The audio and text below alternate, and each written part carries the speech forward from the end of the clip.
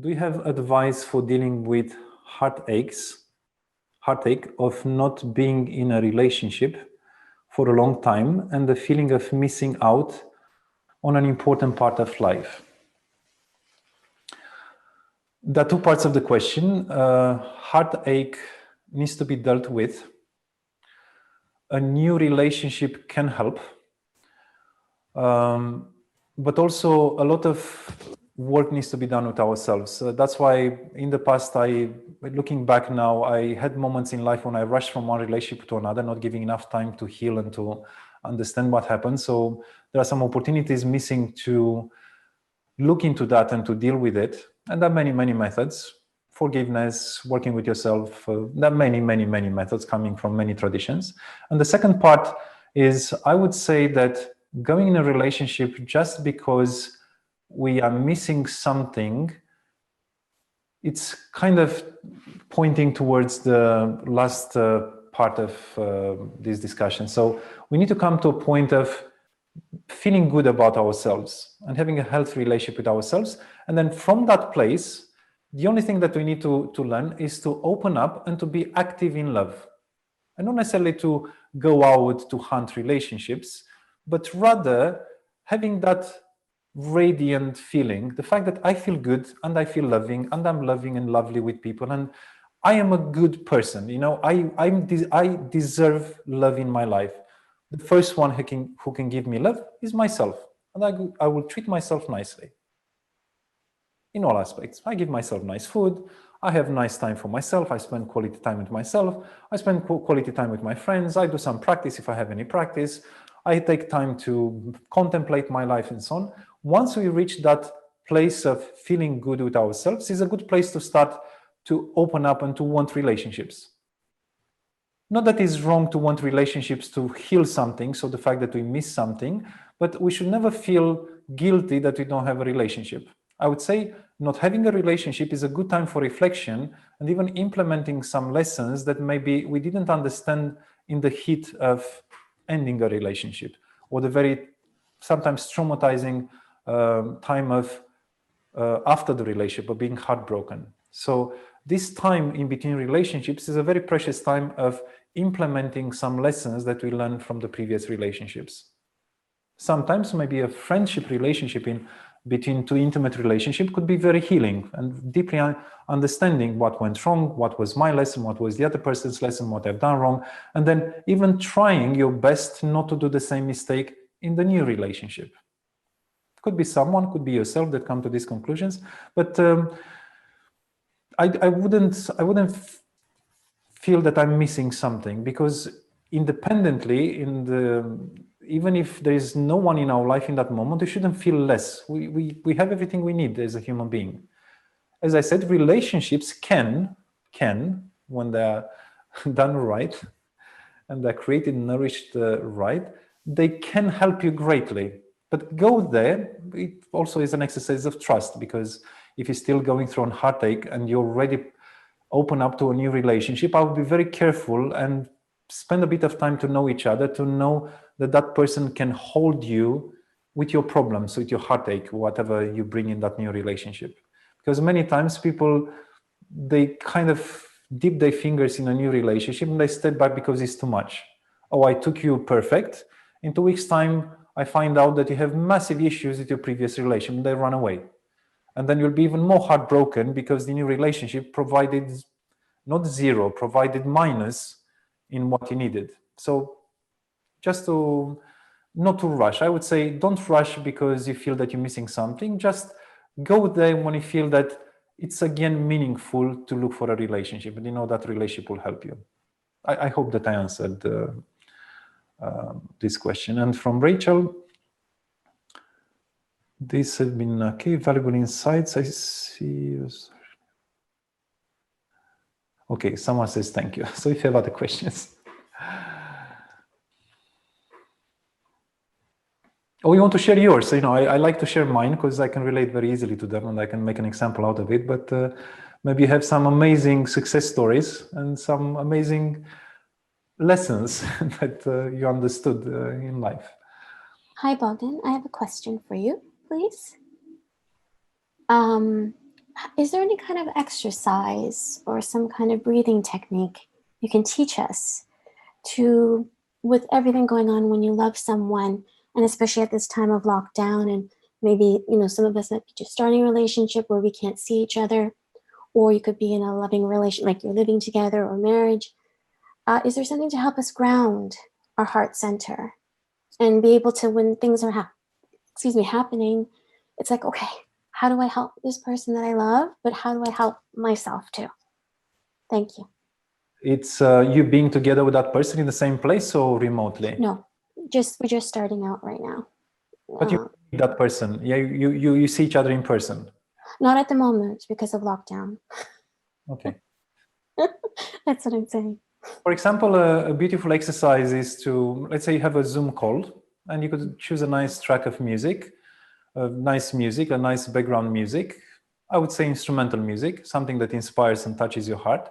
And you could have an exercise, like, for example, you could look at each other, like you take turns, you look at the other person and you could connect with his eyes. It's a bit weird when you have a Zoom call, because in order to make eye contact, one is to look in the camera and then the other one looks at the screen. That's why you may want to take turns. So you could take like 1 or 2 minutes to look at each other and to just admire and to see the beauty of the other person and to really spend time to just to create that space in your heart. Or even you could do it with a picture. Even you could do like a short meditation and you put some nice music and you look at the other person's picture on your phone, on your screen, and then you connect with the heart. You could do it at the same time. So let's say you put aside 10 minutes a day and then you just come online, and beyond the whole discussions and communication, the nice things that you say to one another and the excitement that Thea was asking about it, all the bubbly conversations, you could spend some nice quality quiet time where the heart can connect in a much deeper way. You could also, it's a little bit harder, I have to admit, at distance, you could breathe together. So maybe one guide. So now inhale, exhale, and then during this inhalation, you feel how the hearts connect, because this conscious breathing will help you center in your heart, center in the chest area. But also if you visualize, you see the other one either on the screen or you with the eyes closed, you picture the other person, then there is a subtle energy exchange.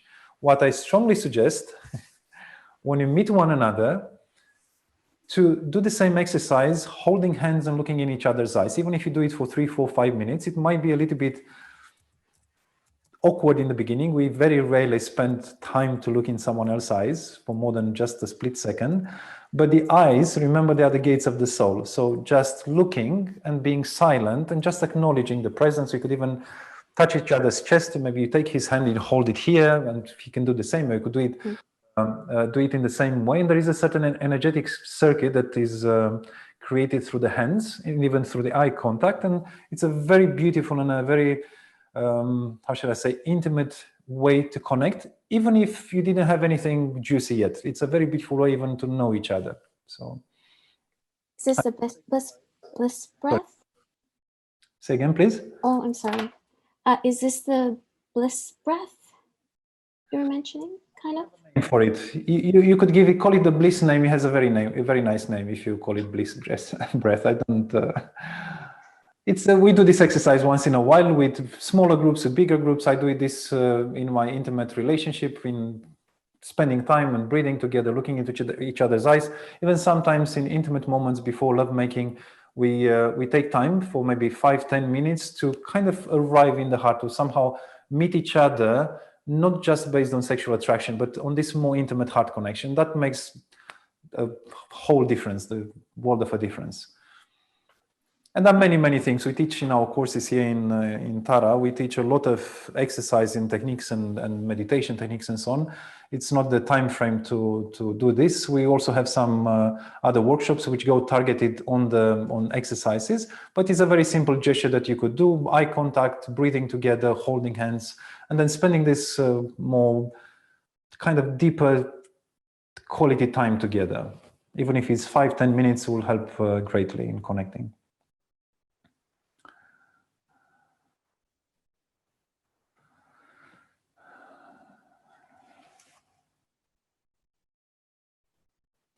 You smile so beautifully. I know now they just came to refresh your love. I think you have no troubles right now, judging on your smiles. I hope you found also some useful reminders.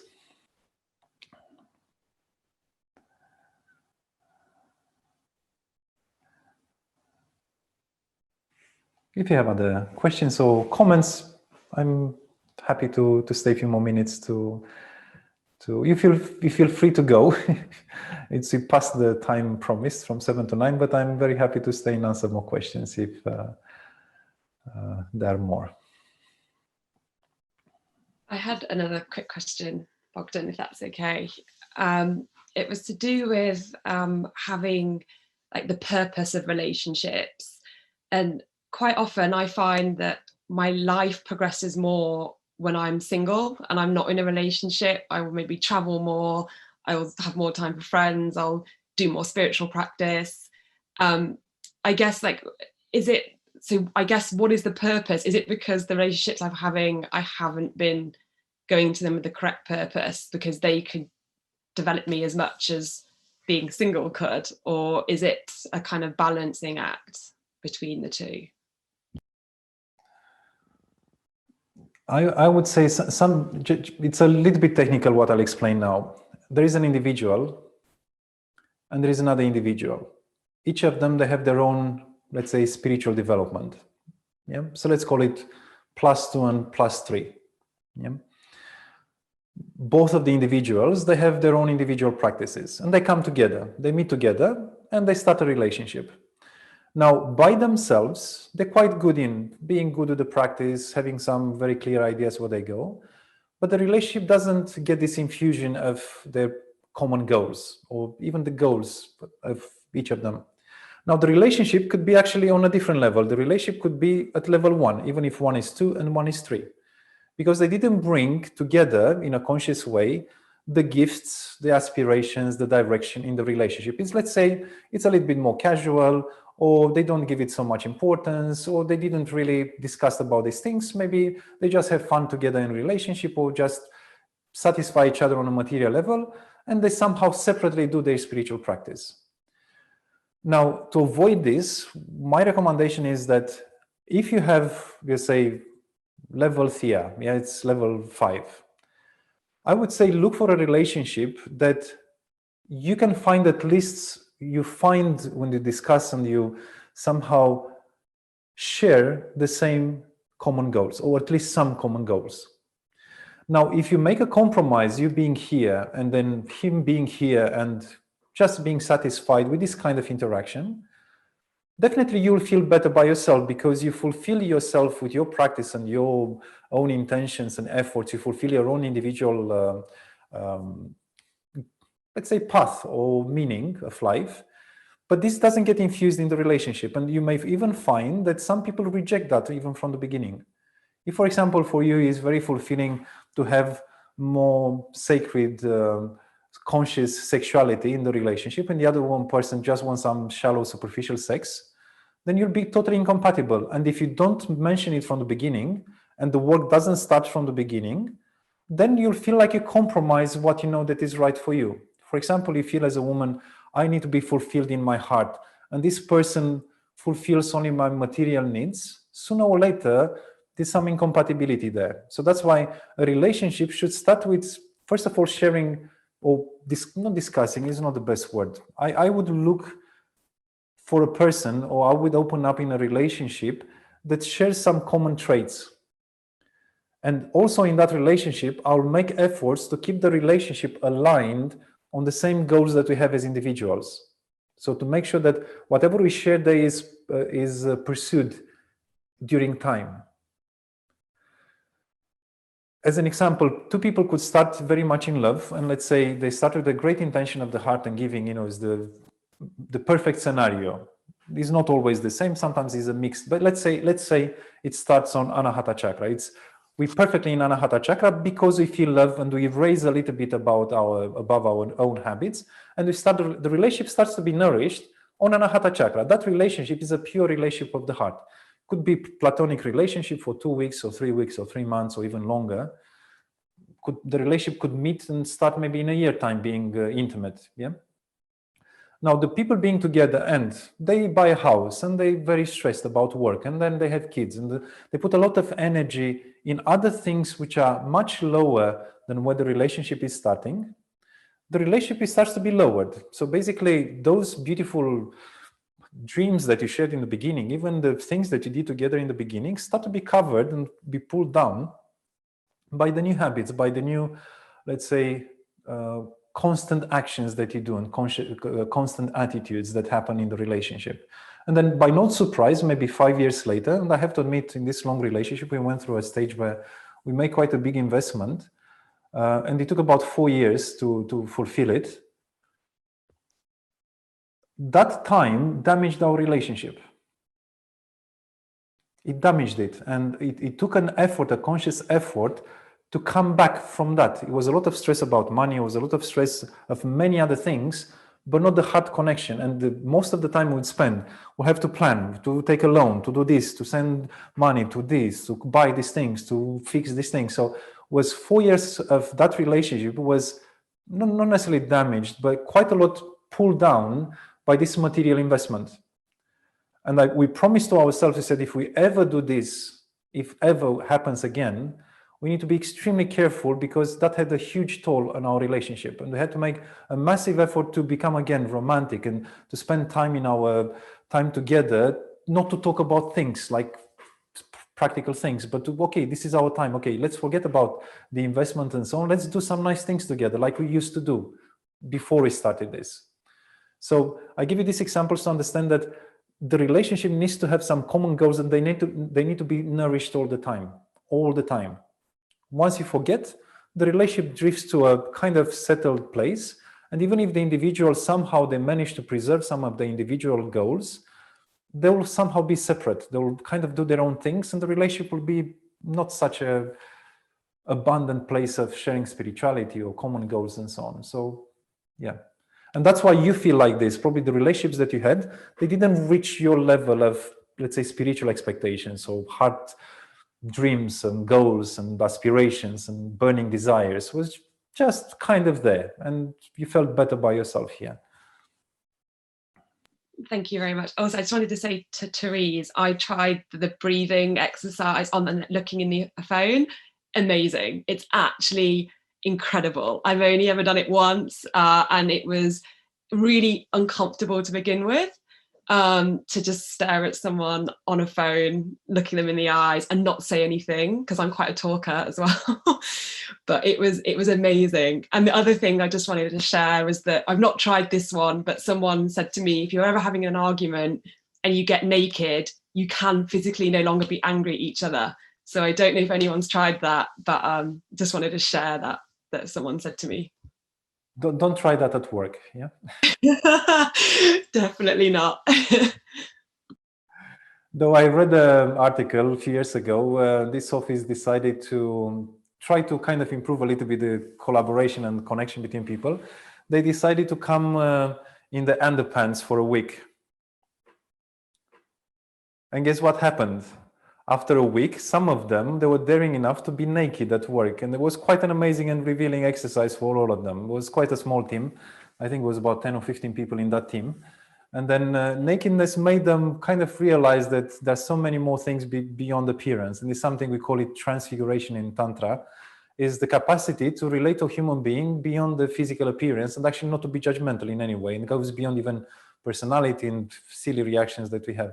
Now, what you could try at work is, if you have a very strong reactions, breathe deeply a few times. And if it's a very strong reactions, wait 24 hours before you give your reply. In 24 hours, you have time to cool down and to be a bit wiser. So it's not my advice. It's Gurdjieff who said, he's quite famous, a Russian spiritual guide. And he said, sleep 24 hours. Actually, his father advised him on that. Sleep 24 hours on your issue and then come back and give your reply and see if you're as angry and as annoyed. But breathing is very good. Taking a few breaths. And that's also when I feel a little bit timid or we feel in front of an audience. So if something that takes us out of our comfort, a deep breath, actually, it makes us more aware in the energies in the abdomen, which are related to confidence. And also the energies of the heart, which kind of makes us more centered. And we know When you're in the heart, you don't need to prove anything. You don't need to show off. You don't feel disconnected or threatened by anyone. You feel good when you're in your own heart. And then it's much easier to connect with the others as well, which you may want to do when you have a date and you have too many butterflies in your chest. If only there was a spiritual dating app. Yeah. If you have other questions. What if you feel... Okay, one second. I think there are two questions there. One from Sam. What are your thoughts on whether you can rekindle a lost relationship that was very heart-centered but dissolved you at a stressful time? Now, if it didn't end up in flames, like big flames, it's possible. If it end up in big flames, it's still possible, but it will take a huge effort. I have a relationship like this. It was a very passionate relationship, which ended up in explosions, in megatons of TNT and dynamite.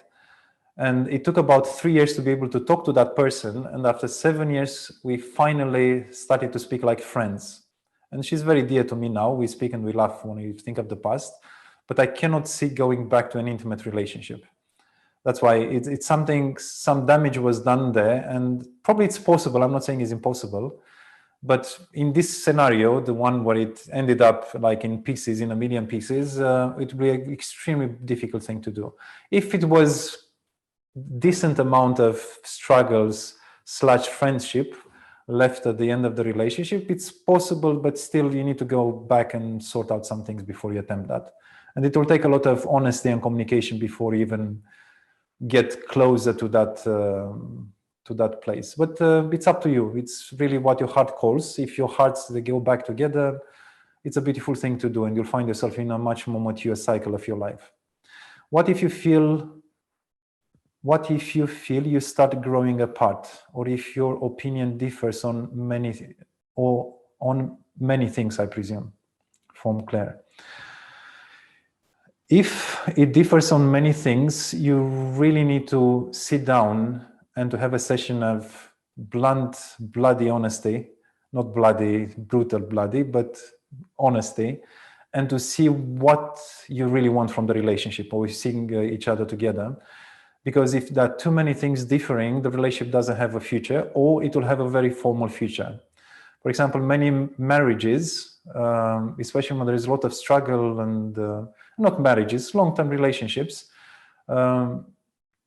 they start to develop, or they start to discover a lot of different opinions, and not necessarily the opinions that are different, because we always have different opinions, but values and motivations and direction of the relationship.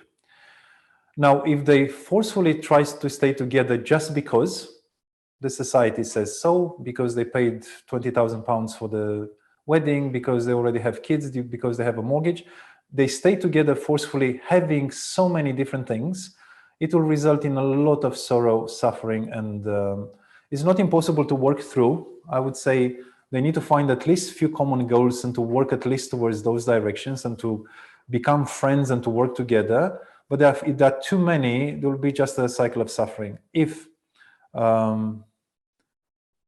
they start to grow apart and there is still an intention to heal, to want to work together, it's a positive start, because you will find the tools to get back together. Most of the time, some tensions are due to the lack of attraction, and some people will be attracted to other things and they feel they're kind of losing it in a long-term relationship. Other times will be maybe some conflict, some frustrations that build up due to lack of communication. So all these things can be done, but again, with quite a lot of effort. So if there is love, also there will be an intention to make this effort to sort them out. And definitely, depending on what kind of issues, will be a very particular talk about that. And then I'll read first the questions. Feel free to unmute and to ask me directly. Francesca, what if you feel you start... Okay, I answered that. How do you have an advice on a trick or exercise to come back to your heart when your ego is screaming out loud?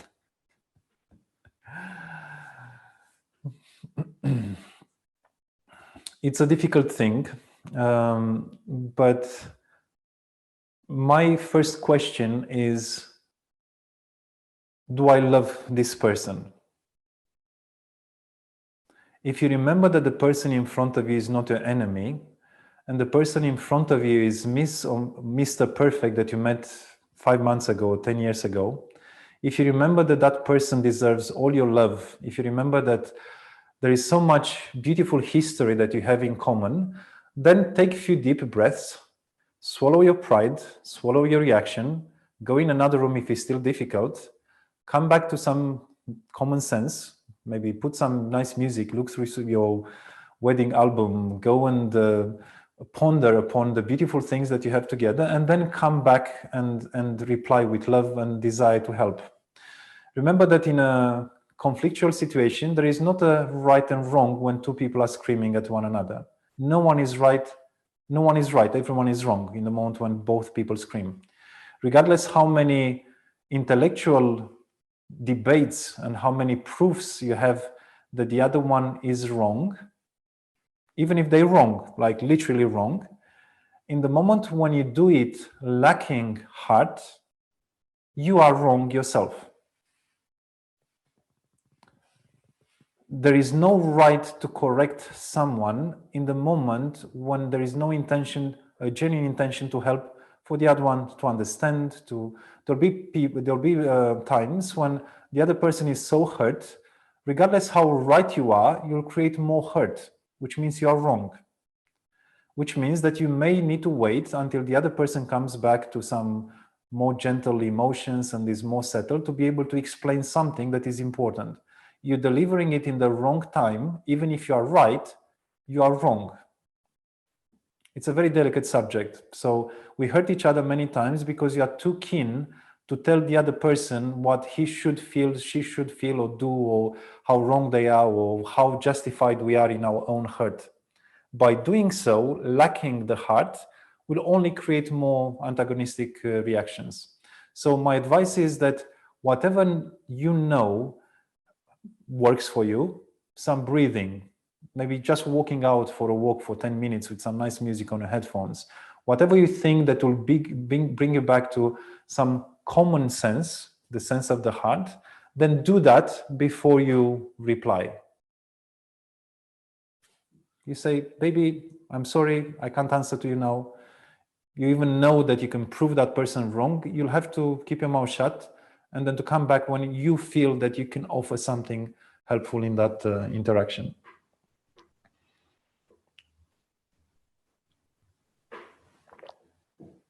Eliane already answered. Deep breathing is good, very good.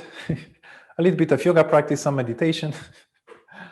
I remember I was finishing a relationship. She decided that she doesn't want to deal with me because objectively I was an idiot. So she had all the rights to say that. And then I had moments, I told you I hold very dear this principle of freedom, the fact that she had all the rights to say, I had enough with you, and to move on, even to start a new relationship. She was already interested about someone else. And half of the day I was fine. I understand, I was good, supportive, we were still talking and so on. Half a day I was going down. And I say, I cannot accept this. I cannot accept that what love tells me to do, I cannot feel. The fact that I'm going into being wronged and unjustified and is not right and we should continue and so on, going to that mood that of blaming and so on, I had to find a way. And for me, at that time, I was on the bike going to work and back. So I was spending on the bike about 2 hours a day.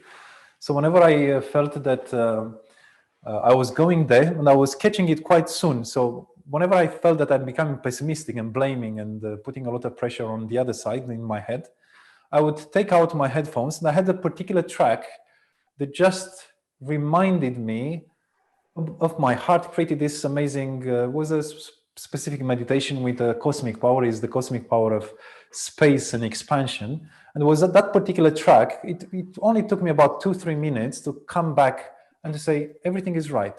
And not only to make me feel good, and to kind of understand from a higher perspective that what she demanded from me, to be left alone, was her right, and I should respect that, and not only to support that with all my heart. It was difficult because I had the understanding, but sometimes the emotions were not at the same level with what was in my head. And then I had to emotionally change my state. And for me, that piece of music always reminded me to snap out of that silly reactions. But breathing is good, yoga practice is good, meditation, going for a walk, relaxation, if you know a relaxation technique. And I would say, generally speaking, one of the things that I struggle even to this day is when the reaction is blaming the other. And you may be justified to blame the other, but there's something called forgiveness. And many times what you think is hurting is not an intentional thing. They don't do that on purpose. Very rarely your partner will try to hurt you on purpose. Unless you're in a very toxic relationship, which I would question the relationship itself. But generally speaking, is due to misunderstanding, miscommunication, lack of patience, maybe some frustrations that are building up, a lot of lack of communication, and all these things can be dealt. So when the frustration builds up, just bring one of these tools, communication. Baby, I understand. Okay, let's tone down the tone. Tell me exactly what you want to say. Even repeat back. Is this what you mean? You'll be surprised. What you hear is completely different than what she means, or the other way around. So there are ways to work it out, but it can start from here if you're already more familiar to connecting to this beautiful place of the heart.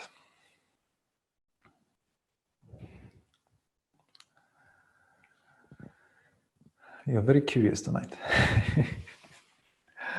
And I'm patient. I'll answer some more questions if you have more. How can you stop obsessing about a previous partner that you know you're incompatible with, but you still miss? Now, missing someone is a good thing. So missing something is great. That means your heart is still there. There is probably there's an element of attachment still left from the relationship. But definitely you thinking of that person, still wanting to be that person, means that part of your heart is still there. And it's a normal human thing. I would say that leaving a relationship and forgetting about that relationship in an instant, or being drowned in sorrow, or feeling hurt, or feeling mistreated, and canceling completely the love, saying, I don't love you anymore, that shows that there were some problems with your love in the relationship. So missing someone is a good thing. Now, if it still hurts, definitely they will, or we're still obsessed about that and you cannot go over it, and somehow you've still been stuck in moving on in your life and moving on to maybe a new relationship. It's something not so positive. And then again, it's just a matter of making peace with yourself and creating in yourself a space for the other person to exist out of your scenario, of your screenplay, of your movie. Yeah. So the fact that that person decided, or the relationship led to you leading a separate life and each of you going in your own way, you need to accept the fact that he or she,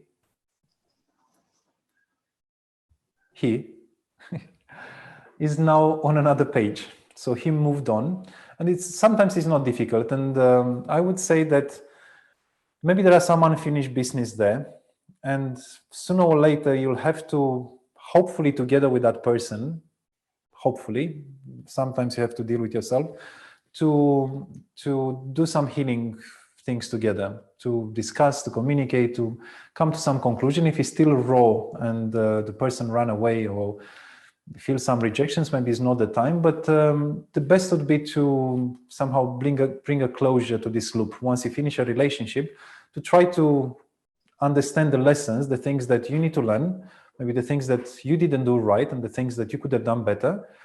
For him, the same, to even acknowledge the mistakes that you made, and to even ask for forgiveness is an amazing practice. It's very difficult to do, especially when the egos are ruffled. It's something, it's a very deep healing thing when I say, okay, I look back, I finished my relationship with my ex.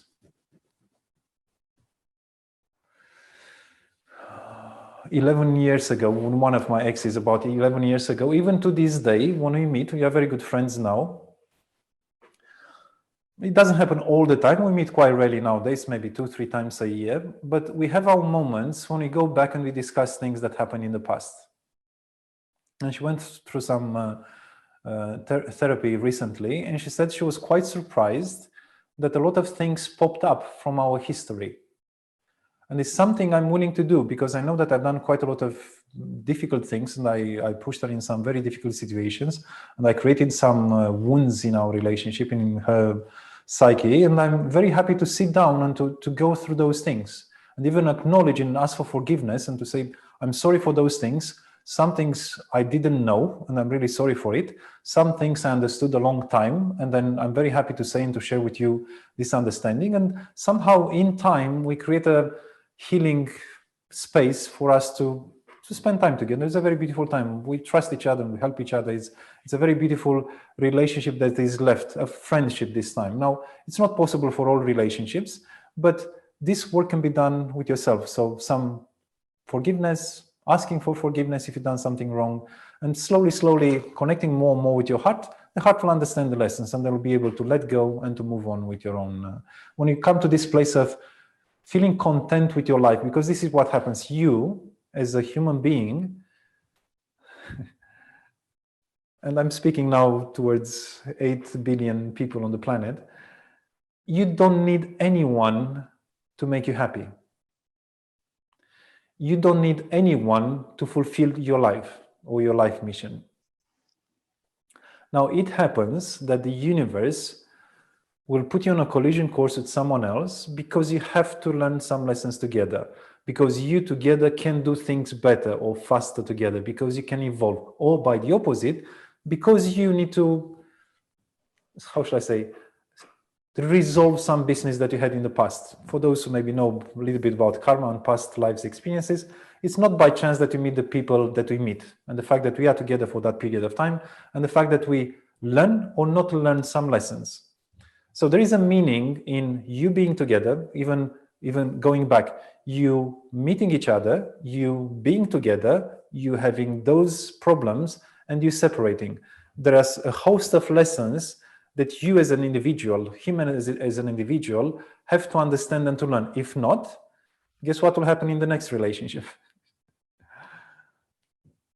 So it's a good time to contemplate these things. And if he is open, or she, who knows, but if I presume it's a he, if he is open to do this work when he feels a bit more settled and he trusts that you can communicate without conflict and so on, would be nice to put an end, to kind of bring closure to whatever was difficult, and if it's possible. If not, we could do lots of things. I would say forgiveness is one of the easiest, and also active love. Active love, not only that will heal you, but will create this radiant, very attractive bubble of love around you, which I promise you, and I don't ask you to believe me, but just to prove to yourself, will attract even a better relationship in your life. So once you do the good work and you are a bubble, a source, a sun of love, radiating love around you, that means you are good inside. You don't depend on anyone. You don't need to run for a relationship, to beg for things. You're in a good place, and whatever you attract will be exactly what your heart needs. And then in this process also, the previous relationship will be healed. It's some work. I know it's difficult, but you need to start somewhere. So start here.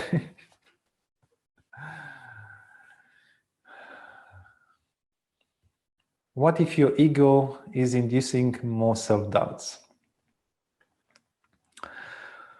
That ego is a troublemaker. That's why in the practice with ourselves, we need to find ways to connect with the heart. The ego does one job. The ego is a supercomputer. The ego is your desktop in your head, or laptop, whatever is your chip in your head that computes your interaction with the world. It's pretty useless when it comes to love. So the ego doesn't have any say in the love business, the genuine love. The ego can plan, can create some let's say, some context of meeting each other, can create a conversation, can create a lot of things, can create drama, can create beautiful things, bad things, and so on. But we need to learn, beside the ego, that we have a soul and we have a heart, and we need to fulfill the mission of the heart, to somehow let the heart speak at least once in a while. I would say practice is the best. The self-awareness, contemplation, meditation, anything that can bring you to the heart and to make you feel confident and familiar with your heart will make the ego dramas less dramatic.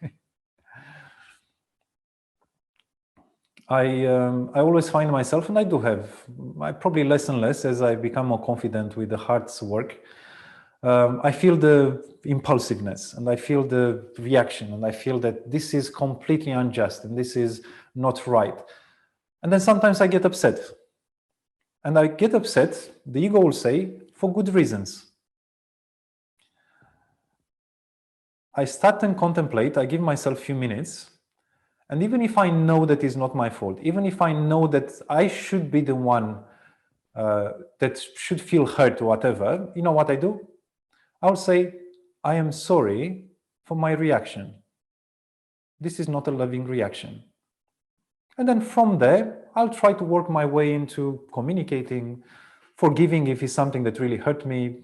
And this means that I do one of the worst things that the ego can accept. I'll swallow my pride and my justification to react and to get upset and to prove the other one that is wrong and so on.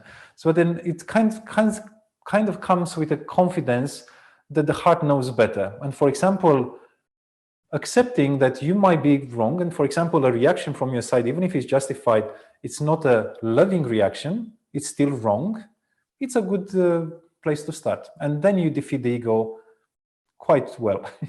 The ego will stay there quiet in a corner and say, I don't like what you just did. You undermined my, how shall I say, ownership of you. But now what can I do? You know, you made the fool of myself. And then the heart will smile. We'll let the ego lick its wounds, and then the heart will find another way to deal with the problem. That's a little bit more like a fairy tale, but definitely I hope that you'll find your own way to do that.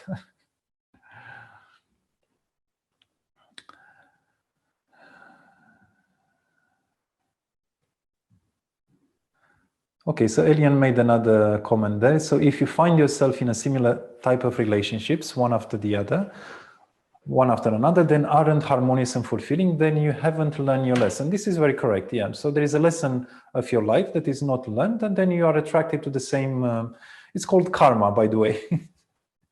You go in the same cycles, karmic cycles, until you learn the lesson, and then you move to a superior stage. Then you don't have to repeat the same lesson. Once you learned it, then it will not come back to you. For example, for a long time, I wished that I was in a detached relationship. As I said, I hold very dear this freedom thing, and I couldn't handle it. And I kept finding that, you know, whatever relationships I was in, they're quite attached and creating a lot of troubles and so on. I realized at one point that the problem was in me. I didn't learn the lesson of my detachment. So once I learned to be detached, interestingly enough, my challenge is not detachment anymore, or not so much. My lessons are other lessons, but not this one, because this one, after so many years, I learned to deal with it. And then other lessons are coming to me. So kind of moving on and learning other things. In love, let the ego. So this is what Rashmi said. So yes, love in, ego out. Ego in, love out. So the more love, the less ego. So again, you did this and this is okay, baby. Okay, yes, I did. I'm sorry. Yeah, even if you come here, let me give you a hug. Who wins now, you think? You that you proved the other one wrong, or the one who had a gesture of embracing and loving, even if the other ones has a lot of arguments to prove you wrong? So you judge for yourself. Someone else says, Rachel, it is hard work, but it gets easier with practice and is very much worth it. I totally agree. The suffering becomes much less and the ego quietens down, and the love of the heart magnifies, brings much joy to yourself and all those around you. So Rachel is very experienced with such games and tricks of the ego.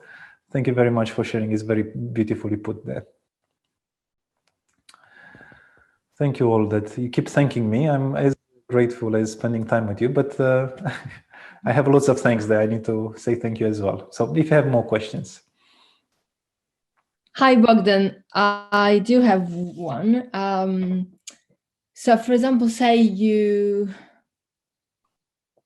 discussing something and then like maybe you aim to start from the heart, but then the triggers kind of come into place, so the person reacts and then that triggers you, and then you get out of that heart space, and a part of yourself is kind of catching yourself there, saying, okay, I'm not reacting as well as I should, but another part of you is just involved in that sort of conversation, and it's almost like an internal battle of stopping that. How do you get out of it first, and two, is it how important it is to be able to say sorry when you said something that has upset or hurt the other person?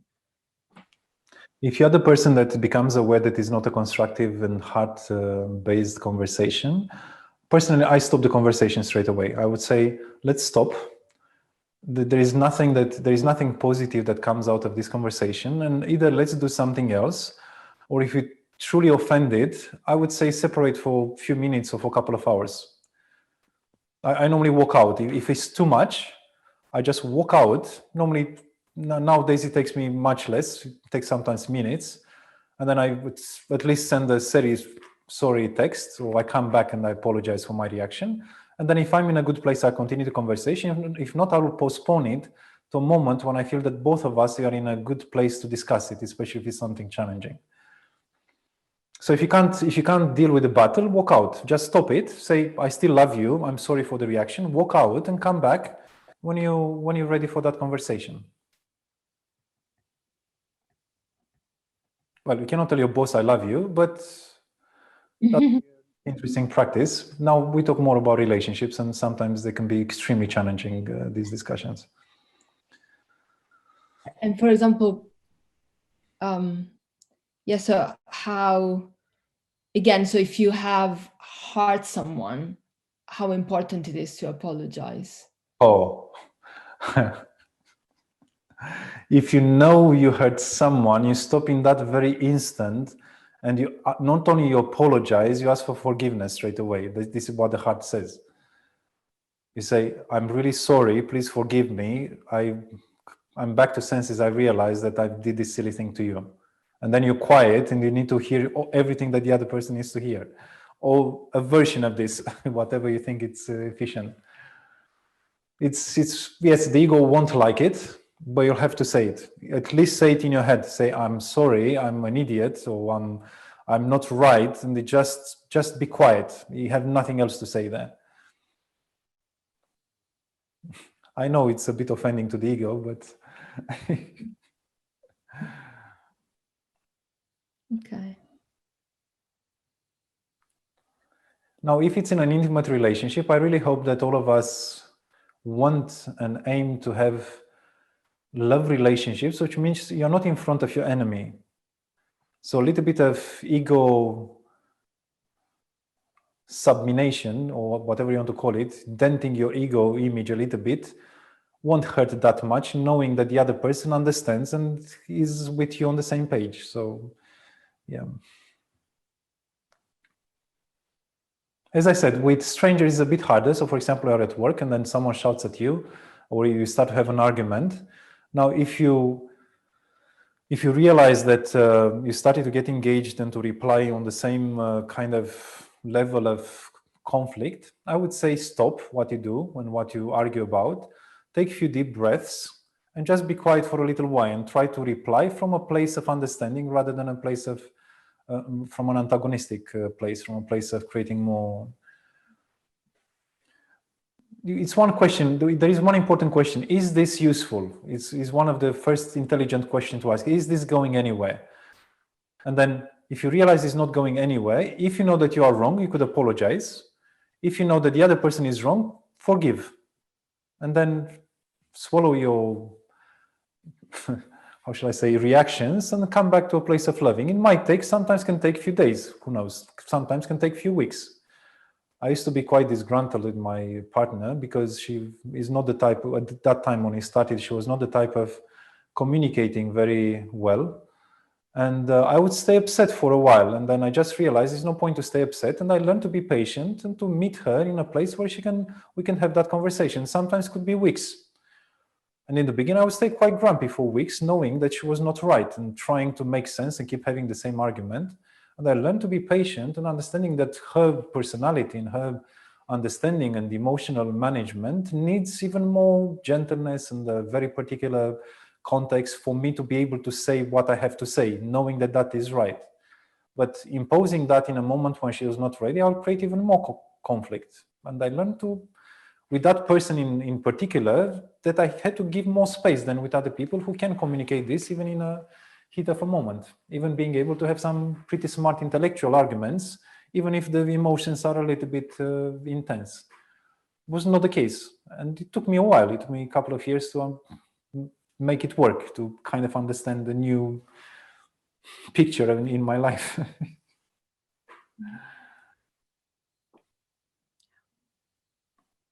If the heart is there, you'll find the solution. I promise you. Do you know that some people, like some people say that you actually attract someone else based on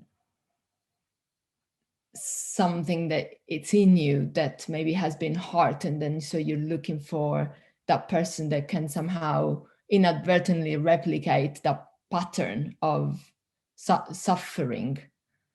But say you're not aware of that, right? So you meet someone, you fall in love. What actually is going on maybe is that you've met that person that can mirror some of your weaknesses, if you will, or things that you need to improve. No, definitely is no, in my understanding, there is no randomness in who we start a relationship with, and this is valid with all the people we meet. Now, it happens that love relationships, intimate relationships, bring a lot of intensity and a lot of an accelerated pace of learning. Now, sometimes you're not ready for being rushed through learning. The lessons, they come too quick, and we're not ready to learn all those lessons, and we'll fail after maybe 50% of the lessons. Things become a little bit too complicated and we don't see any solution. And then maybe the rest of 50% or another 30% to learn in the next one, and another rest of it to learn in the next one. So definitely there will be some things that we learn, but also there are opportunities to learn, because also we come in relationships to help each other. And even when we say mirroring, it's not necessarily that someone is poking the faults, but actually it's a grace to have someone in your life that you trust and you can listen to make you aware of some of your shortcomings. It doesn't happen, you don't accept that from many people. With your parents, you may have some conflicts from the teenage. With your boss, you don't like him. With some friends, you can go that deep in some relationships. And they have very few, maybe people can actually really tell you what's wrong with you and for you to accept it. And your lover is one of those people and should be the person you trust the most. So it's an amazing opportunity to learn faster by someone being in front of you and showing also the good things and to give you trust in what you have already, in the amazing qualities and the life lessons that you already accomplished, but also to make you aware of the things that you still need to learn. So I would say it's a tremendous opportunity when you are in an intimate relationship of such magnitude. And sometimes you don't learn, and that's why relationships don't last. Very few relationships last in this amazing bubble and attraction and passion and romanticism for 50 years. Many times they start to phase out after 2 years, after 5 years, after 15 years. So it's very difficult to find a relationship to fulfill or to make you learn all the lessons. And that's why we have interactions with other people. Could be another relationship, could be other friends in your life, could be some other context of life that will bring up those lessons to mirror those needs. Let me just, because some of you started to go away, we have a party tomorrow It's a Tantric Heart Party online with Foka and Alina. They will entertain you tomorrow. So for those of you who want to come, is in the evening. We have more details on our website. You just need to register and you'll receive a link. And then I think I have another slide just to announce these things because I always forget. Well, this is me saying bye-bye. Good. So Tantric Art Party tomorrow night. I don't remember the hour, but I can find out probably when you ask another question.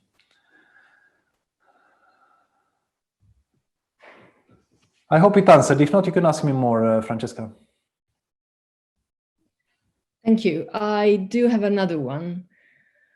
I think you mentioned something at some point during the talk about loving or not loving someone. How would the heart tell you if you don't love someone? I know that's a tough one. I'm surprised that this comes from a woman, to be honest. Normally I have this question from guys. Yes, it's a very valid question. I cannot generalize.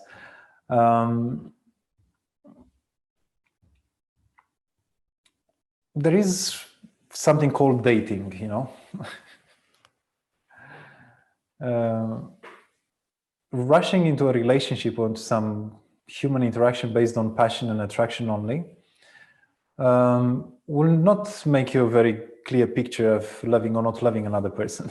It's a little bit too mixed with other things that happen inside you. Now, unfortunately, I heard people who dated a couple of times and then they made love, and then next morning the guy said, sorry, yeah, maybe we shouldn't have done it. I don't think I love you. I don't know how it sounds for you, but it sounds really bad for me. Going to such intimate place of making love with another person, it's quite a big step.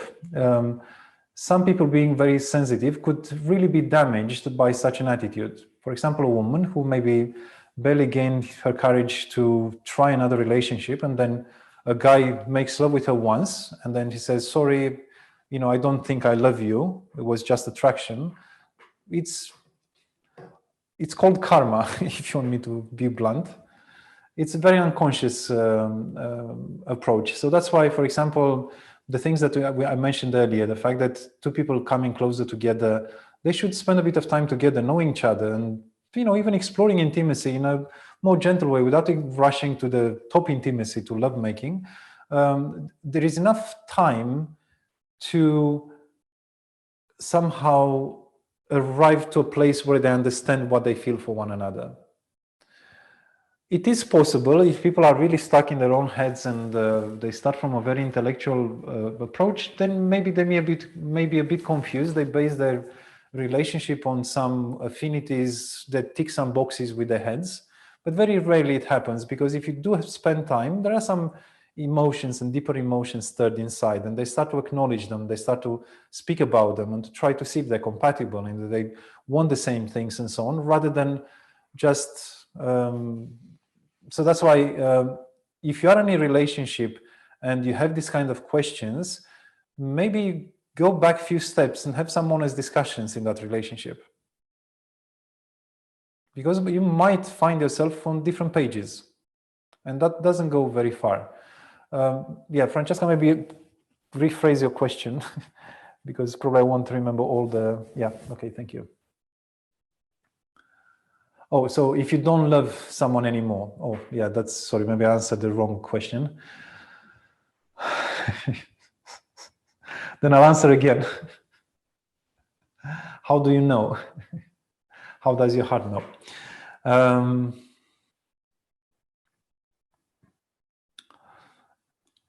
It's a tricky one, tricky and a good question. Now, in my experience, and I had quite a few relationships this life, the only relationships I don't feel love for are only those relationships that finished and died out slowly because of a lack of interest to keep connected. Even those relationships that ended up in flames and fireworks,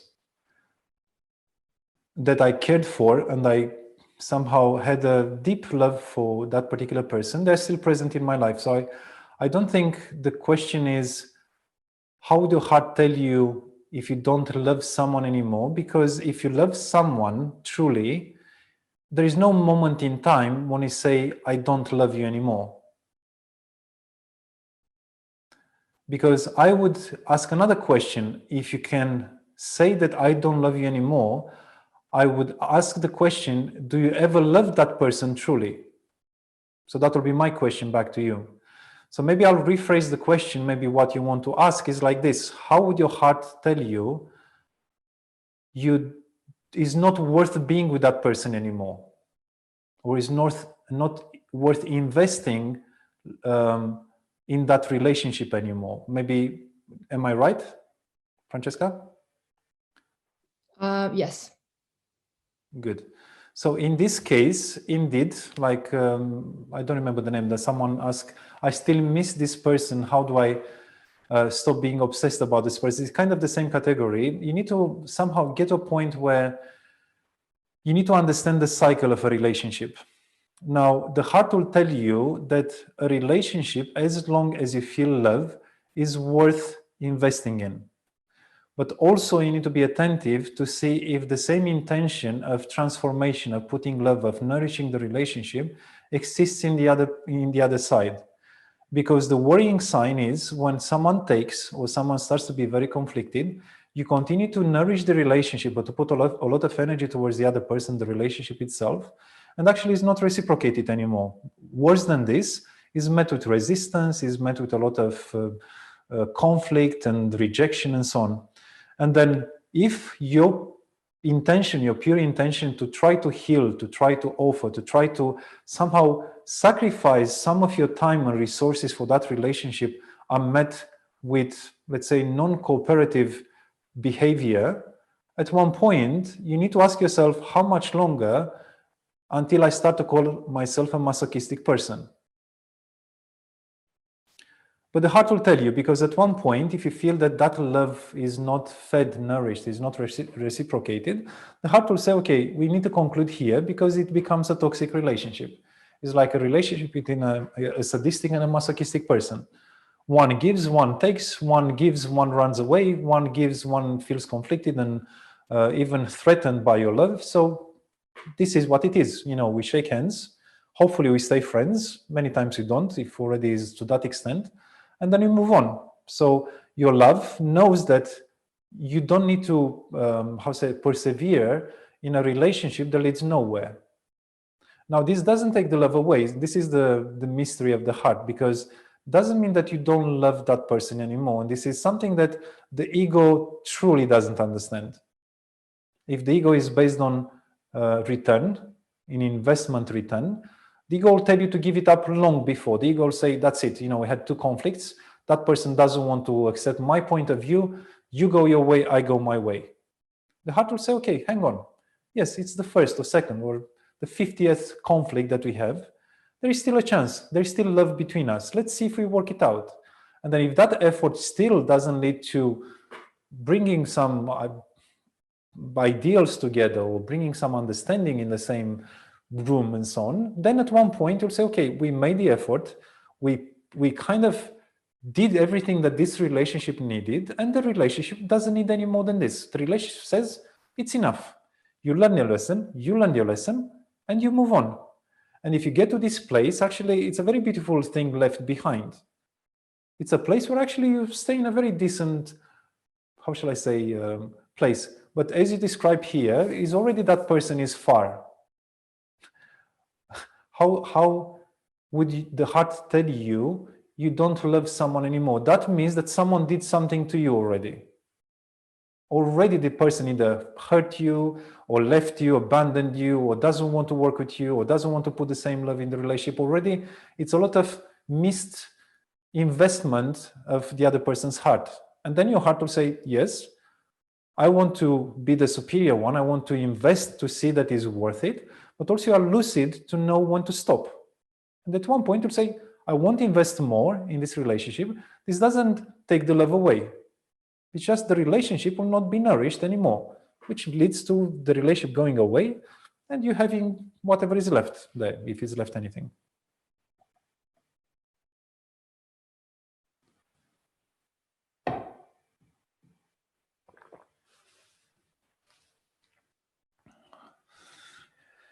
Yes, Rashmi, it's a very tricky question, and I don't have a timeline, but there is a moment when enough is enough. And it shouldn't be that long when you already start to hurt yourself with deciding to allow another person to misbehave in a relationship. So yes, you need to, like a mother, the mother will accept one misbehavior, two misbehaviors. At one point, the mother will have to do some correction action to make the kid understand that it's in the wrong way. Yeah, it doesn't make the mother, how shall I say, reject the kid, but also a mother, after 18 years of sacrificing herself, or 16 years or 20 years of sacrificing a lot of patience and a lot of hard commitment, might say enough, it's enough.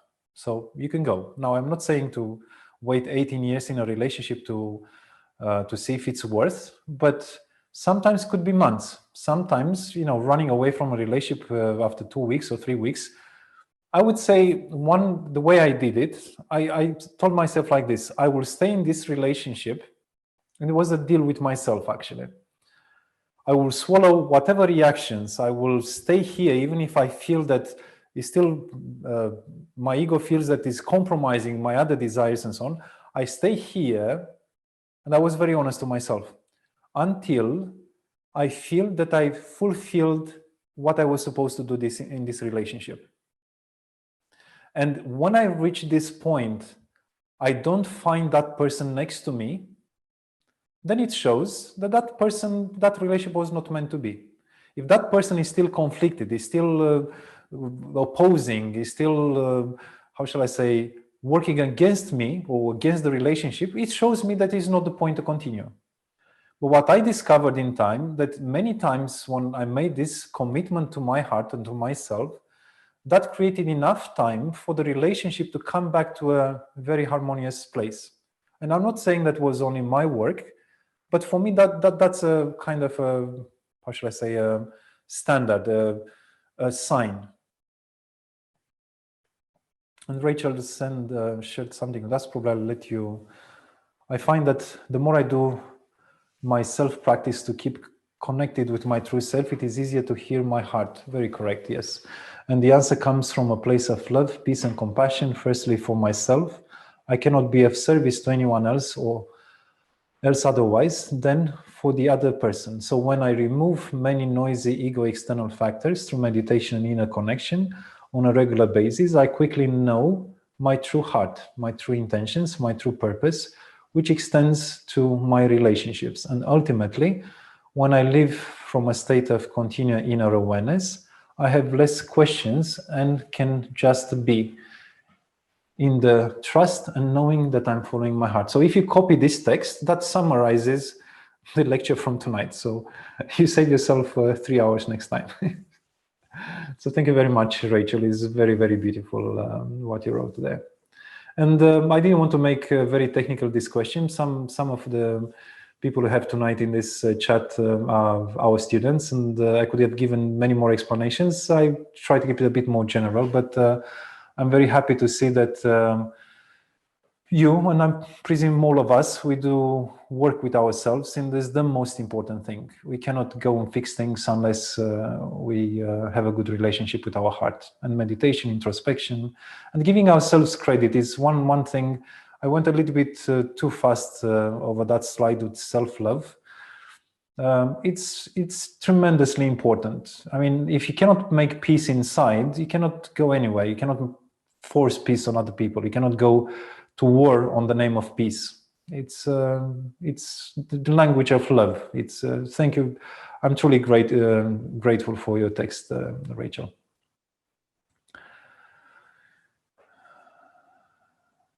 So that's the answer, Rashmi.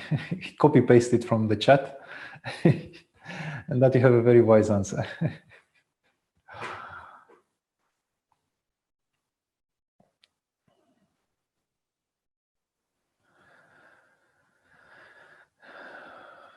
You know, the answers are very simple. Once we know how to love, everything else has a solution. I'm not saying it's easy, but it has a solution. The problem is to distinguish between love and the mind and thinking, between love and needs, between love and passion, between love and expectations and attachments and so on. So once love is clear, everything else is a little bit easier. It's just I would say it's an amazing milestone in our evolution, because that means that you already started to awaken the soul. In the spiritual tradition, on the tantric path, awakening the heart, awakening the soul is considered to be the first conscious step on the spiritual evolution. Until then is a kind of training, is a kind of preparation for finally making this leap in evolution. But once we reach the heart, this is the moment when our evolution makes sense. First of all, we understand the meaning of our life and what we are and what is our soul, and somehow a certain integration in the whole universe, in the bigger life. And then we'll also have a direction. We start to see clearly where we're heading. Maybe we don't see yet the final destination, but we have a glimpse of it, and at least the efforts that we make, our heart makes, goes in the right direction. And then from then, we have an amazing ally, we have quite an amazing guide. It's not yet the ultimate guide. We still need to reveal the self to have the ultimate guide inside. But the awakening of the soul, which is a reflection of this infinite wisdom within, gives us the first very steady steps on the spiritual path. That's why love is such an important talk, and not just talk, it's such an important experience. And regardless we do it ourselves, being alone, or we do it in a relationship, it needs to be brought to these higher values, not just trapped into these needs, and which again are human, and I'm not saying that's wrong, but it's just part of the story, it's part of the ingredients of the delicious cake. And now I can breathe. We have someone signing back in. Probably they lost the connection. I hope there were some practical things as well. It's not just a theoretical talk. So, I don't know if this is relevant, but I'm a Pisces, and when I'm well balanced, I just love everything and everyone. And of course, I don't want to make love with everything and everyone, but love is just flowing. And in those moments, I feel that I don't need or I don't want a relationship. And is there something, what's your opinion on that? Like, if my heart at that time just longs for solitude, I guess I'll use your words, there's nothing wrong with that, right? No, not at all, no. It's because we promise some things in the title. I spoke mostly about relationships and how relationship can be an amazing engine for transformation, but love in itself, it's an amazing engine for transformation. You don't need someone. And love itself is not dependent. Love and happiness, they're not dependent on something external. Love and happiness are inside of you.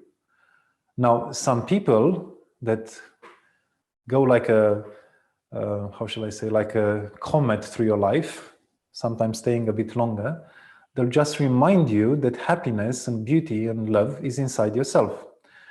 Now, the problem is that when we go a bit lower than love, we start to mistaken the presence, the physical presence and the relationship itself for what happiness and love is. And that's why we start to project and we start to expect other people to feed the happiness and the love in our life.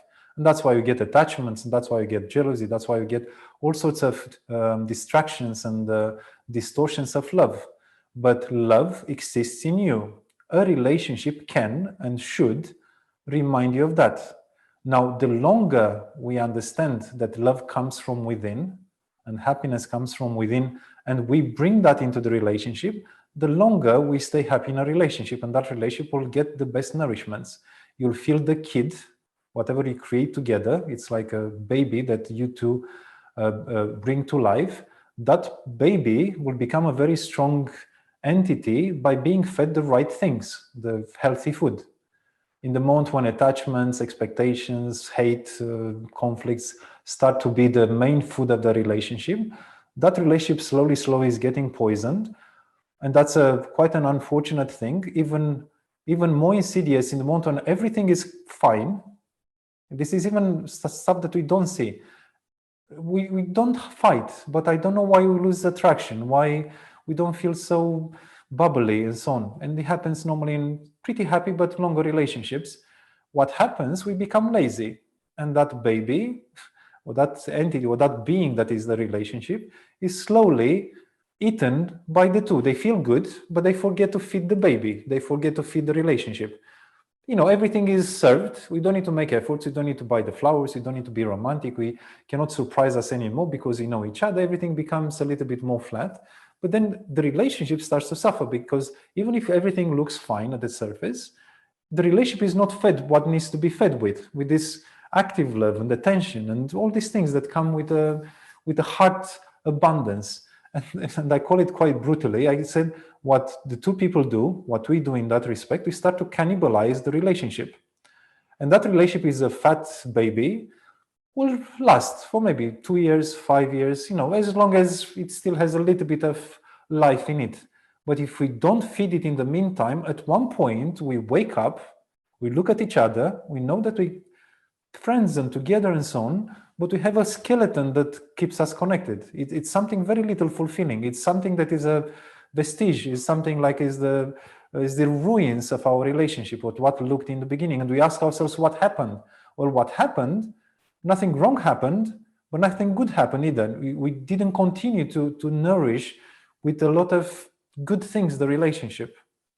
Now, with the conflicts, it's understandable. Okay, you damage the thing. At that one point, it's not useful. You discard it and start away. But what happens to the loving relationships? What happens with that drama that we're still together, we live together, we happy family? Where is our passion? What are our dreams for 15 years ago? That's the big drama. And many people look for counsel, and many people look for things to fix it. Now, depending on the degeneration of the relationship, the work will be, not that it's lost, it's still there, but the work will be harder or smaller depending on how long we ignore the relationship. And it's a very big question mark. If you draw a line after 1 year or after 5 years and things are starting to rust and they don't look as shiny, then you need to ask the question, what shall I do, you as an individual, to nourish the relationship again? And then if it's something that could inspire the other one to do, not to demand, but to kind of want to work together, then it's fantastic. Then the two of you revive and rejuvenate the relationship, and then things can come back to normal. Ideally, is not to get there, but if you are there, the things that can be done, of course, yeah. Excuse me. But if you're by yourself, well, life by yourself is a little bit easier.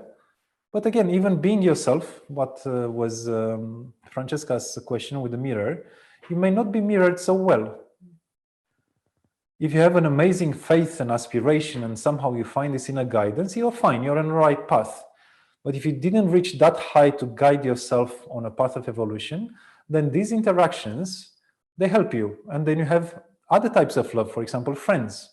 Or you have a teacher that once in a while reminds you of some reactions, or maybe some complacency in your practice. So definitely you need to be open and loving towards feedback from others. So when it comes to intimate relationship, you don't need them. You're not dependent. Your happiness and love is not dependent on an intimate relationship, but definitely being in society and being in groups of friends and certain environments will give you that feedback. So it's just intimate relationship. They kind of put fire under the, how shall I say, under the stove there. You know, the fire is heated up it's brought up, and then it's a certain effervescence that is generated. Maybe sometimes it's too much, and then you need again some time for introspection, time for being yourself, with yourself. They're very healing moments, and they're very valuable moments being with yourself. It's they should never be this way. We should never rush in a relationship for the wrong reasons, just because we feel alone, and just because all our friends try to hook on us on blind dates. So that would be the worst thing to do, to feel obliged to have a relationship.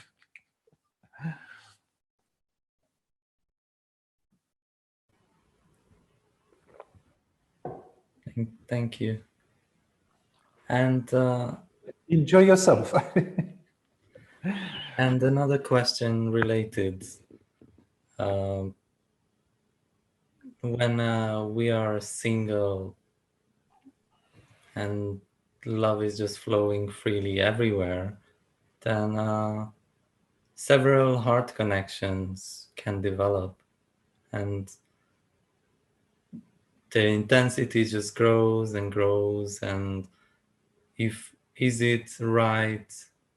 Again, you don't like this right or wrong. Is it okay to nurture multiple heart relationships without intending to have a long-term, committed, intimate relationship? I don't think I have an answer for you for that. I spoke about commitment. I have nothing against freedom.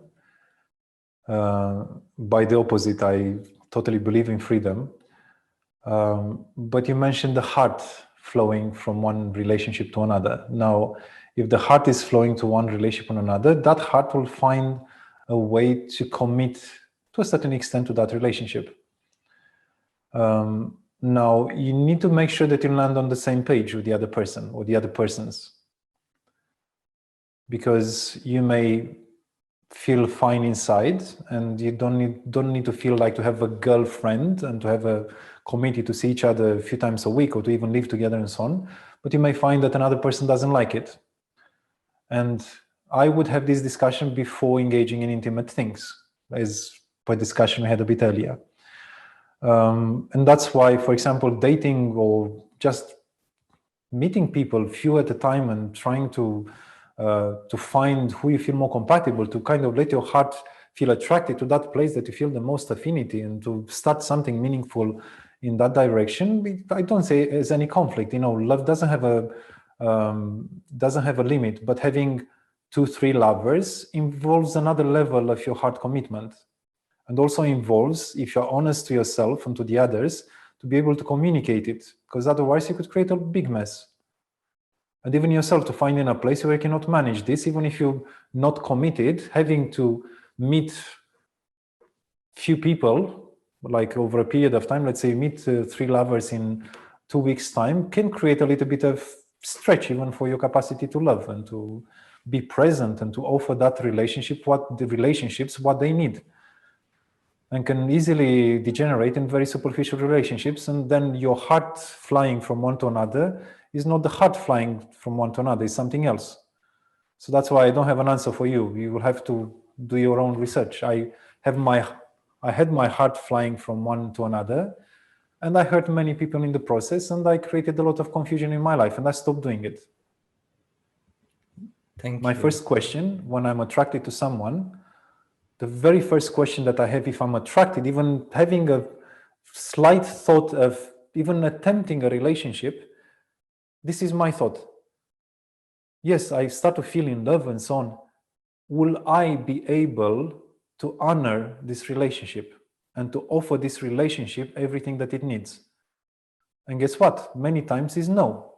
And many times when this happens, I have very beautiful heart connection. There are friendship relationships, maybe a little bit of flirting, a little bit of attraction, some chemistry, but I stay away to make that step, which is a very big step in any relationship. But that's me. I suffered enough, and I made other people suffer enough to understand that you cannot play with other people's emotions, with other people's hearts. And it's a very serious question. You commit to a relationship. regardless how it is. You can say that it's floating and so on. It's not so committed. It's a commitment of the heart. Will you be able to fulfill the commitment? Because the other one will also commit something there, will bring something. Will you make something that is meaningful, that is transforming, that is loving, that is growing, that is bringing beauty all the time? Or in week 2, she wants to spend the weekend with you, you are with the other one, and you start a big fight and you barely started the relationship, and she expects you to be there every weekend. And that's a complete lack of communication, and it's quite a lot of carelessness, actually. Thank you, that makes sense. Just to clarify, I'm talking about friendships that just, maybe there's some polarity as well, but we never develop a relationship. We never. I told you the talk was about relationships. So when you say hard flowing, if it's a hard flowing towards relationships, you could have 100 such friends. It will never be a problem. But even then, there is a limit to how much your heart can cover such a big pool of friends. Like, I have to admit that I deleted my Facebook account for the very clear principles of what it stands for. But I don't remember, 300 friends? Don't recall when I closed my account. Now, if I was to ask myself how many of those people are truly my friends, yes, I had friends, and I had probably a handful, maybe 5 people. I regularly keep them in my heart, like to think of them, to even have discussions, and not people I remember about and send an emoji once every 3 months, like true friends. So yeah, expand your heart as much as your heart can cover. It will never be a danger. The more you love, the better. Your heart will tell you where the limit is. And shouldn't be any limit. Ideally, when you become a spiritual master like Jesus Christ, you'll be able to embrace with your love 8 billion people on this planet, or however hundreds of millions were in his lifetime, and hundreds of billions that lived since. So until then, we have a limited capacity, and we only want to make it bigger. That's why we want to love more. Thank you. If I may ask another one, if nobody else is jumping in. There's a comment. Someone else but ask it now. Please. Rashmi put a comment. Yeah, okay.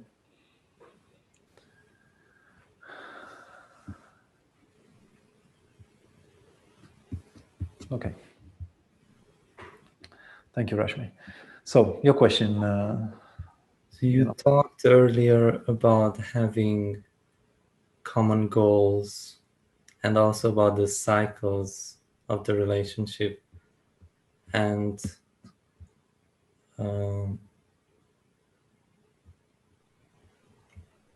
I'm just wondering if I'm single, the other person is single, the hearts meet, and the minds just clearly say there's no very long-term goal, but the hearts say yes to this relationship.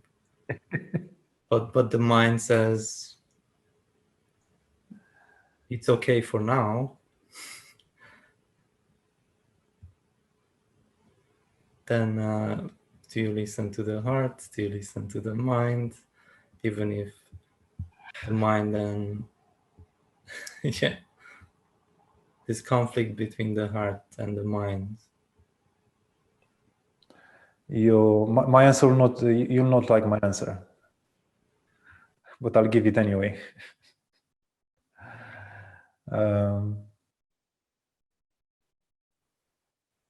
Together with, if I can honor a relationship, can I see myself in this relationship on an undefined period of time? Can I commit fully to a relationship? That's my second question. And again, commitment could mean many things. It doesn't mean that, you know, you have to marry or you have to be for 10 years. It means that if you feel that your heart is connected with another person's heart, then whatever the mind says is rubbish. If together with this heart connection, which leads to friendship by default, you have also some chemistry and you feel attraction and you feel like you have some interest to explore, maybe on the erotic sexual level, on friendship, we have some amazing conversations and you have some things to explore, and there's kind of a interest, like common interest in life. I don't see why the mind should stop you from continuing to explore your connection. Now, the mind shouldn't dictate the pace of it. The heart still should find a pace of knowing each other, getting closer together, even exploring these attractions and so on, creating that beautiful, harmonious space for intimacy to happen. And then the mind has no say in that. I heard this conversation very recently. The woman was very open, the man was attracted, and he didn't do anything for a long, long time. And the woman get a little bit annoyed because, you know, her heart was there. She felt that his heart is there. And then was this kind of suspended, not said, not done, not nothing kind of. And they had a very honest conversation. And then his take was that, you know, I feel that, you know, I'm not so certain, you know, I see relationships, I see myself in the future having a family and kids, and I don't know where this thing goes and so on. Which is fine, it's a choice. You know, you express these things, you're not on the same page, you stay friends, it's not a big deal. But also there is another scenario to this, or another version to this thing. You may kind of wait for that opportunity for another 5 years or 10 years or 2 years, being alone. On the other side, you could get in a very fulfilling, amazing relationship just for 2 years or 5 years, which could be that forever of that relationship. That will be its life cycle until the man says, or this particular guy says, okay, I'm very happy, but I want more. Well, I don't want more. Okay, good. Let's part each other. We've had an amazing ride together. And then the man continues with his. Now, the question is that a missed opportunity or not? You cannot answer because it's a mind against the heart. Now, the one which is stronger will win. Your heart will say, I feel and I want, and I will try, I'll risk being in this relationship, I'll have the courage to jump in, not knowing what the future will bring. And the mind will say, will have counter arguments, will say, what about in 5 years? What about she's moving back to another country? What about she's finishing the studies? Well, there are so many ifs that if you start to analyze with the mind, you basically, if this is the default attitude and habit of the mind, you'll miss a lot of opportunities because you don't let the heart express what the heart feels. So you judge. I don't have an answer for that. I just give an example. Maybe together with what other things I said, it's a matter of also being in the right place and creating that commitment. And what Rashmi just said, there's sacred space for that thing to happen. Yes, you could say it's a lighter relationship. Let's say we don't commit whatever the silly games the mind will play. Let's say we don't look in 20 years having kids and grandkids and so on, but let's express what we feel. You know, at least you could trick your mind saying, okay, we don't know. We don't create the marriage type of commitment. Let's see where it goes. And then if the mind is, the heart is in the right place, nothing wrong can come out of it, nothing. If you're already in the right heart space, trick your mind and jump into it. But if the mind is hesitating and so on, again, you could create a lot of troubles in the future because again, you start hesitating in the moment when you already have a very beautiful relationship. And then that's why it's good to have communication and to really trust and to have honesty when you start things. It was a joke. It was 10 years equals a decade. 100 years equals a century. 1,000 years equals a millennia. Together forever equals 8 months. And it kind of amuses me because it's, for some people, it's even 2 days or 2 weeks. So is this kind of promises of together forever for done with the mind, and actually they find out that together forever ends up suddenly in the first fight or the first couple of fights. So Maybe you're together forever, will be 2 years or 2 months, who knows. But your mind will never know. Your mind will always doubt that. But your heart will trust that together forever, and that will be a meaningful one, because also the hearts will find when that together forever reach its cycle, and it's absolutely not a problem.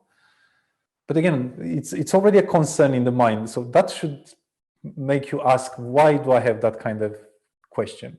Because the heart will think differently. The voice of the heart has a completely different language. It doesn't think in these terms. And it's very scary. I'm telling you, when the heart talks, the ego hides away and gets worried. Thank you. Now let's see if anyone else has questions. Good. Shall we call it a night? You're very curious tonight, and I'm sure that you want to make something out of your Friday late night now.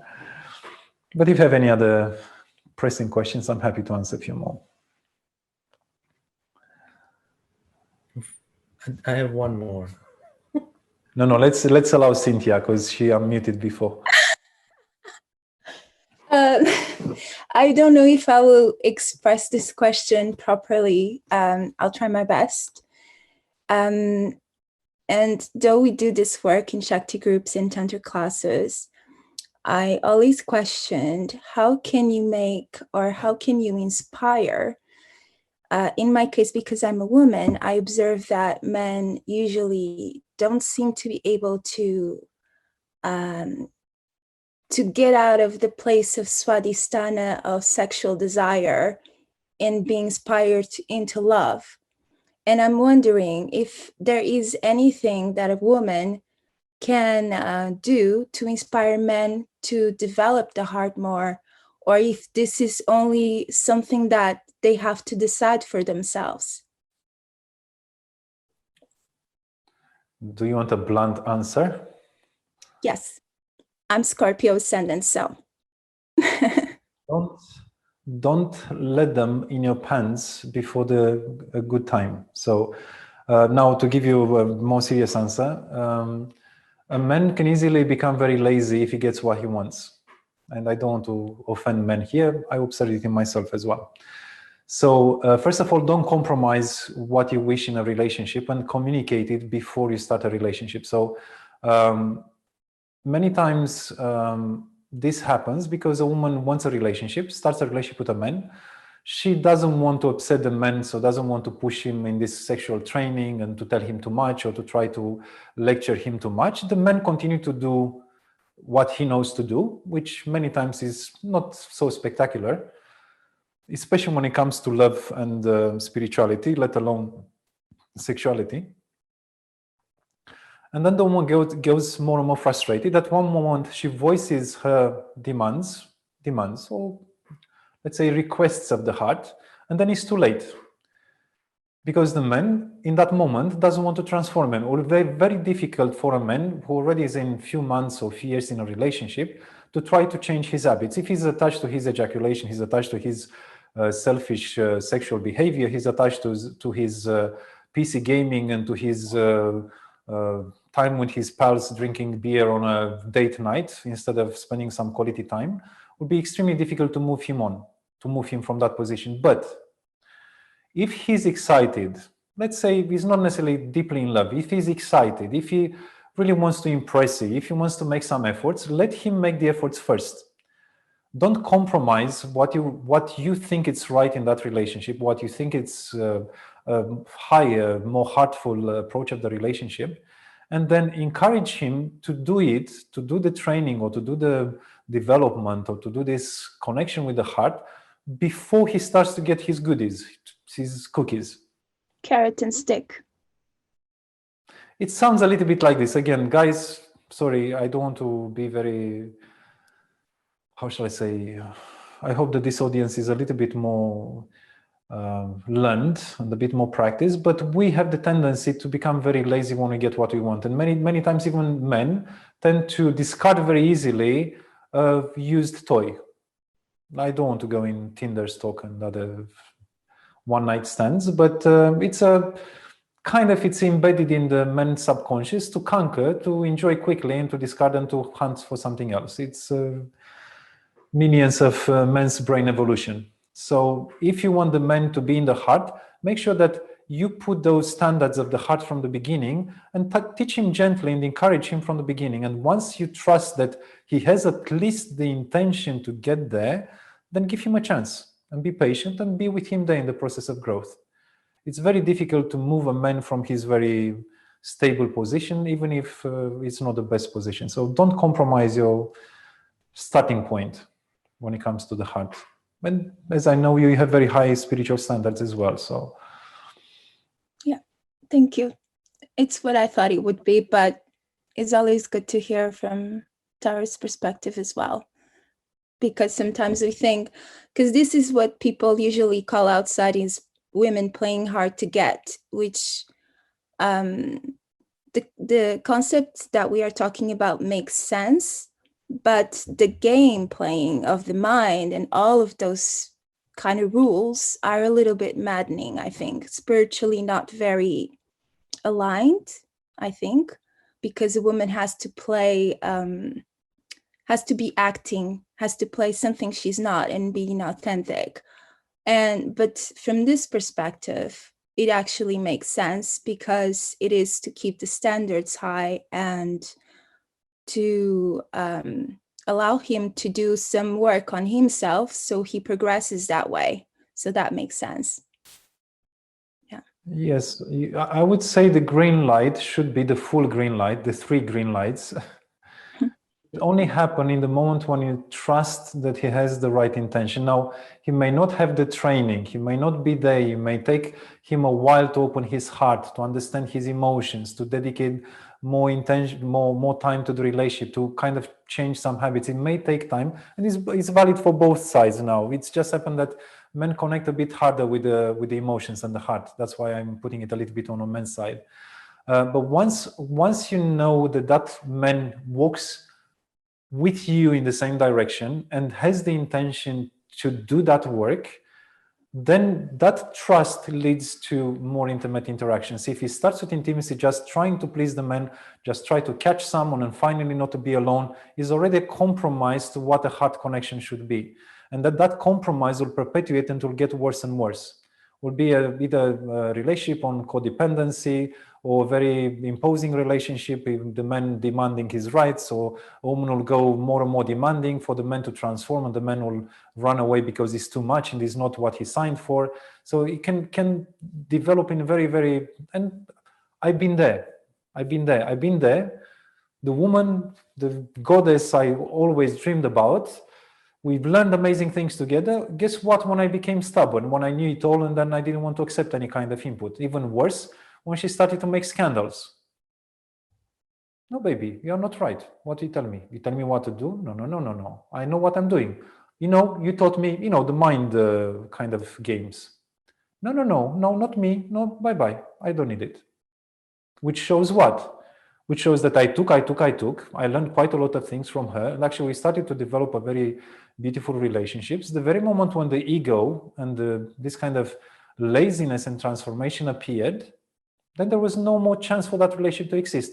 And I couldn't even notice at that time that scandals and whatever I consider to be quite unjustified behavior was just some cries for help. There was some deep need of healing coming from her childhood. It took me about 3 years and very honest conversations with her later to understand that actually she was not attacking me or not attacking the relationship. She was behaving like that because it was a pattern of behavior from her childhood that needed a lot of compassion and a lot of understanding and a lot of embracing and a lot of, how should I say, I should have been that man that she was training me from the beginning. But guess what? Mr. Perfect was not there to take any lessons anymore. His heart was not there. His ego was big, and then the heart was blocked. And then the relationship ended up because one got too lazy. And now that relationship existed for a while, existed for a year and a half, but still was the same pattern. And it happens the same with the women. The guy could be the perfect man, and the demands of the woman could be higher and higher and higher until he cannot do anymore. He cannot stand anymore. And then he cannot fulfill and bring the moon from the sky because whatever demands are there are impossible. And that shows an incapacity of the woman to work together and to transform and so on. It's the other side can happen as easily. Thank you. It's an interesting talk, and sometimes there is a lot of drama related to these things. Well, most of the drama, if I think. But because we know now, we know what not to do. So our new relationships will be set precisely on the heart path and not on the collision course with the ego. So good. So shall we call it a night? Yeah. Thank you for your generous time yet again, Bogdan. I'm very happy to have these talks, and I really hope that was some useful things that you'll not forget tomorrow, so you could use it in the future. And then for those who are coming here for the first time, this is what we teach, not only about love. We teach both in the yoga and tantra courses, things related to energy, spiritual development, chakras. And then we have very particular chapters, especially in the tantra course, related to spiritual relationships, problems in relationships. So there are many, many chapters related to many of the things we covered. I try to cover as many as I could in this context. So thank you very much for tonight, and have an amazing weekend ahead.